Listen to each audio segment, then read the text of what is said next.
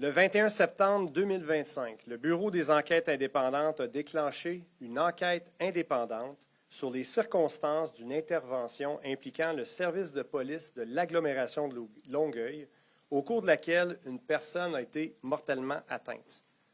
À la demande du BEI, le service de police de la Ville de Montréal a déclenché de son côté une enquête parallèle portant sur les événements ayant précédé l'intervention policière de la police de Longueuil. C'est notre section des crimes majeurs qui a été désignée pour mener cette enquête parallèle. Le 26 février dernier, nous avons confirmé que des perquisitions venaient d'avoir lieu sur la rive sud de Montréal afin de recueillir les éléments de preuve. C'est une centaine de policières et policiers du SPVM qui ont alors effectué des perquisitions dans les municipalités de Belleuil, Brossard, Candiac, Longueuil et Saint-Philippe. Alors aujourd'hui, nous avons de nouveaux développements à vous annoncer. Nous confirmons qu'un total de 11 suspects sont visés par des accusations criminelles dans le cadre de notre enquête parallèle. 5 suspects ont été arrêtés en vertu de mandats visés. De plus, 6 autres suspects sont accusés par voie de sommation. Au total, 11 personnes sont visées par des accusations, soit 4 jeunes hommes et 7 adolescents. Et au moment des événements, ces individus étaient âgés entre 13 ans et 17 ans. Ils comparaîtront devant la Chambre de la jeunesse de la Cour du Québec à la fin août, début septembre. Les chefs d'accusation autorisés par le Bureau des affaires de la jeunesse du directeur des poursuites criminelles et pénales varient selon les individus visés. Ils comprennent notamment complot d'enlèvement, complot de séquestration, complot de voie de fait, port d'un déguisement dans un dessein criminel, possession d'armes dans un dessein dangereux, attroupement illégal et non-respect de diverses ordonnances. Cette étape permet de conclure l'enquête parallèle pour laquelle le SPVM a été mandaté. Le dossier est désormais entre les mains des procureurs du DPCP pour la suite du processus judiciaire. Avant de passer à ma prise de parole en anglais, puis à la période de questions, rappelons rapidement ce qu'est une enquête parallèle. Alors, il s'agit d'une enquête qui est effectuée par un corps de police de soutien relativement à un événement qui a généré l'intervention policière et qui a mené au déclenchement de l'implication du BEI. Ça peut également être pour une possible infraction criminelle qui ressort de l'enquête indépendante, mais qui n'est pas couvert dans les mandats du BEI. Dans tous les cas, l'enquête parallèle est effectuée par un corps de police indépendant de celui qui est impliqué dans l'intervention. Si tu permets, François, j'aimerais seulement mettre en garde les gens présents qu'ici, on parle d'un dossier qui concerne des personnes mineures, donc dont l'identité et les détails de la cause sont protégés par la loi. Donc, je vous avise d'avance que je ne pourrai pas aller très loin, mais on voulait quand même pouvoir vous entendre et répondre à des questions.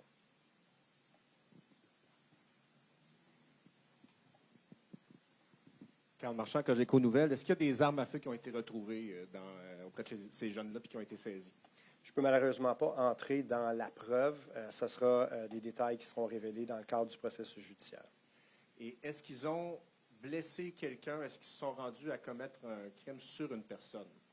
Bien, si je vous relis un peu les accusations là, dont j'ai fait mention tantôt, on parle de complot, mais il n'y a aucune accusation là, qui relève là, d'avoir blessé une personne. Adi-Yassine, Télé Nouvelle, est-ce que vous êtes en mesure de nous expliquer précisément ce qui aurait été planifié par ce groupe? Est-ce que c'était un enlèvement ciblé? Je ne suis pas en mesure d'aller plus en détail que ce que je vous ai déjà dit. Malheureusement, ça fait partie maintenant des éléments qui vont devoir être présentés et débattus devant les tribunaux. Mais je vous ai lu les chefs d'accusation qui ont été autorisés par le DPCP. Alors, est-ce que Nourane Rezaï fait partie des personnes accusées aujourd'hui ou est-ce qu'il est considéré comme une personne qui est décédée dans ce dossier? Je ne peux malheureusement pas confirmer ça non plus. Ça touche des personnes d'âge mineur. Alors, la loi ne nous permet pas là, de répondre à ce type de questions-là. D'accord, merci beaucoup. Désolé. Oui, Lily Mercure pour Nouveau Info. Est-ce que vous êtes en mesure de dire si les possibles accusations seraient survenues le matin, l'après-midi du 21 septembre? C'est-à-dire, c'est sûr, c'est arrivé avant ou tout juste avant l'intervention policière. Je n'ai pas les heures exactement, mais c'est ce qui précède là, immédiatement l'intervention des policiers de Longueuil. Donc, c'est survenu le 21 septembre. Je ne suis pas en mesure, je n'ai pas cette info, peut-être que je peux vous la trouver. Est-ce que c'est le 20, le 21, ça l'inclut? Moi, je pense que ça l'inclut également le 21, mais je pourrais trouver cette information-là pour vous après. Merci beaucoup. Jean-François Thériault, Radio-Canada. Est-ce qu'il y a des... vous aviez fait état qu'il n'y avait pas d'armes à feu qui ont été retrouvées sur la scène du crime. C'est toujours le cas? C'est-à-dire que je n'ai pas répondu à cette question-là parce que ça fait partie du dossier au niveau du DPCP. Ça fait partie des éléments qui seront présentés à la Cour. Donc, je ne peux pas entrer dans les détails de ce qui a été saisi de façon spécifique, là. Mais sur la scène de la mort de l'adolescent, vous n'avez pas retrouvé...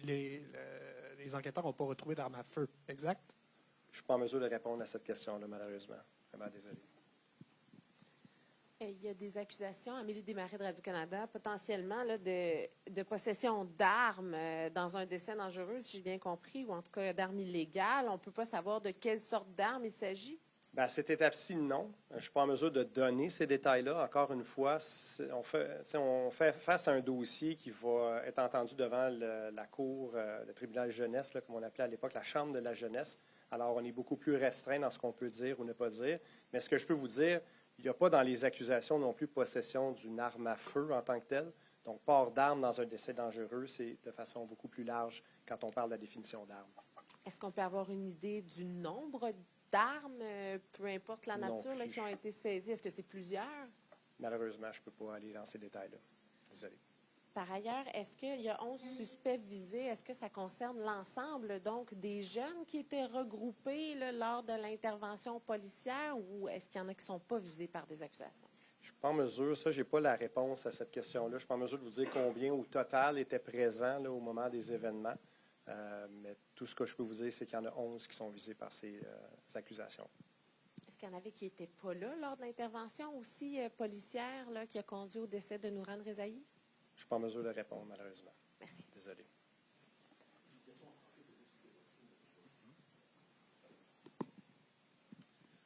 Pour ma compréhension, à Yacine TV Nouvelle, la famille de Nourane Rezaï soutient qu'il ne représentait pas une menace.